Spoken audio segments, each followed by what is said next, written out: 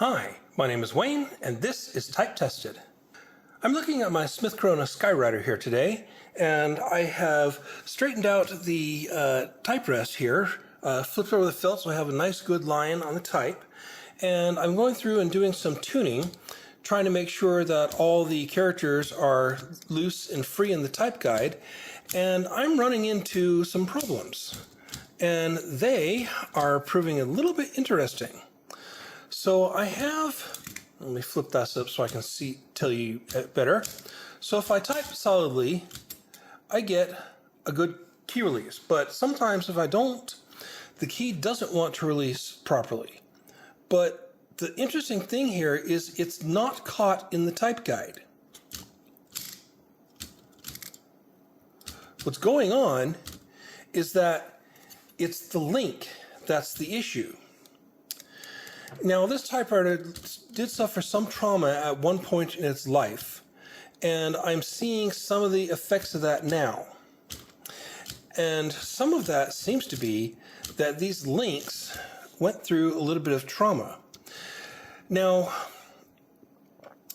if you look at the sublevers, you'll see that many of them, most of them, have some kind of a bend in them at some point. These are adjustment points because these need to be tuned to get the proper action off the type bar.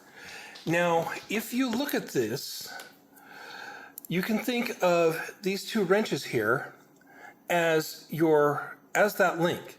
So there's a bend in it here. What you need to be thinking about is this distance between these 2 points.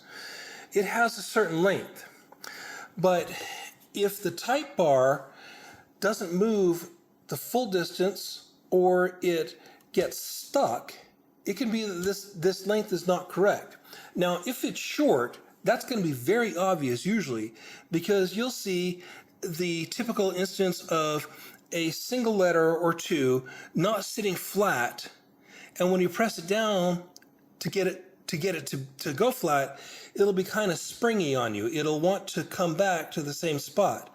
That is a sign that a link is too short.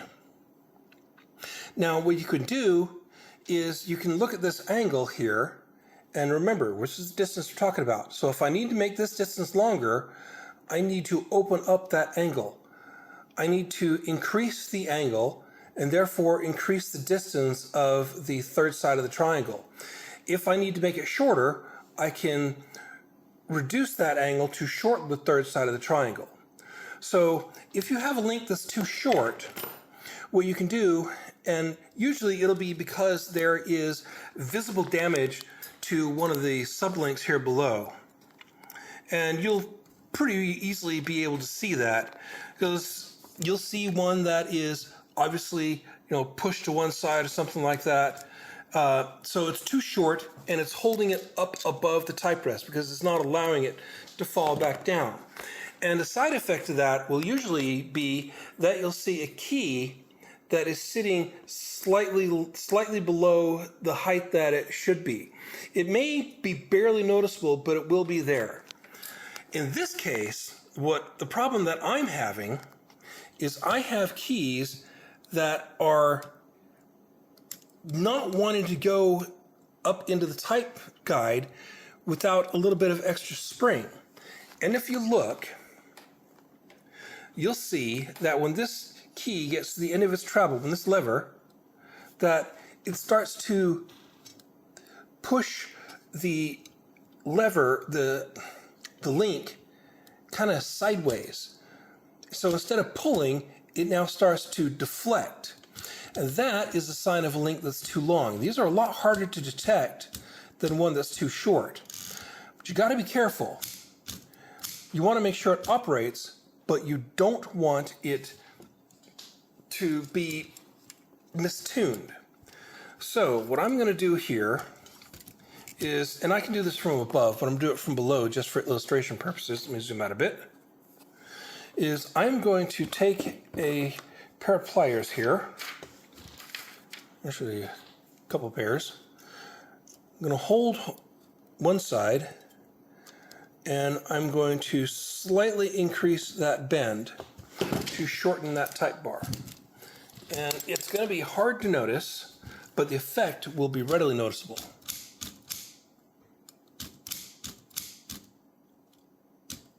So now you can see it's deflecting, but not quite as much as it did before. And this one is getting caught. So let me go ahead and do this one from above, just to show you I can. And I'm just going to use one pair of pliers. Usually the connections to the type bar and the pivot will be enough. So I'm just going to grab it here a little before the bend. And I'm going to twist it a bit to the left if I don't lose my grip on it, to try to add a little bit to that bend.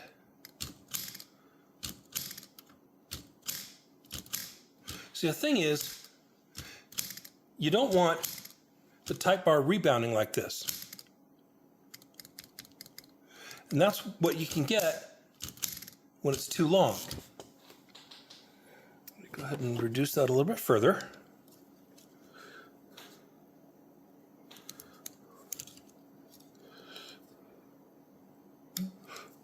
You got to be careful that you don't do any damage to the typewriter when you do this. That's why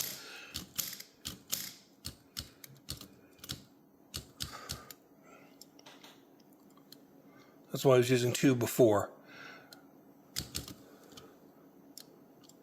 So every time I do this,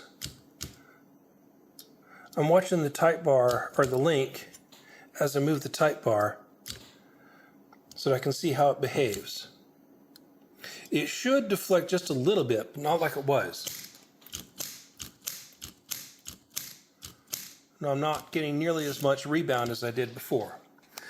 So I'm going to go through and I'm going to make that adjustment to a few more of these links that I've observed to have problems.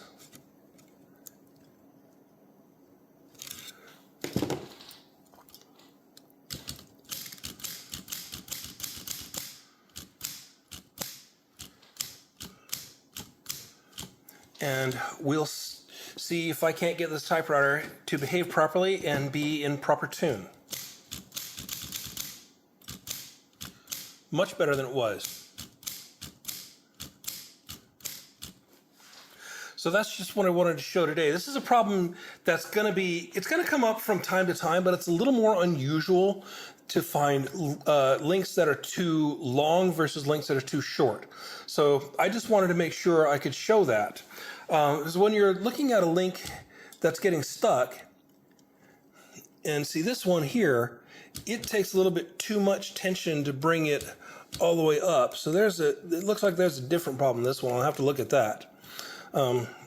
But you need to make sure that it's not striking either side of the type guide. And that's what I was doing when I figured this out. I was trying to make sure that the keys were all going to be centered in the type guide, because if it strikes, it can get stuck or it can reduce the force of the impact and affect the impression. So I want to make sure that they're centered in the type guide and that they're perfectly on axis. And doing that, if you're careful when you go through the process, you can feel when things aren't quite right. And this one feels like the key is bottoming out before the type bar. So this one may actually be a link that's too short. So I'll have to adjust that when I get to that point. Anyway, that's what I wanted to show today. Once again, my name is Wayne, and this is Type Tested.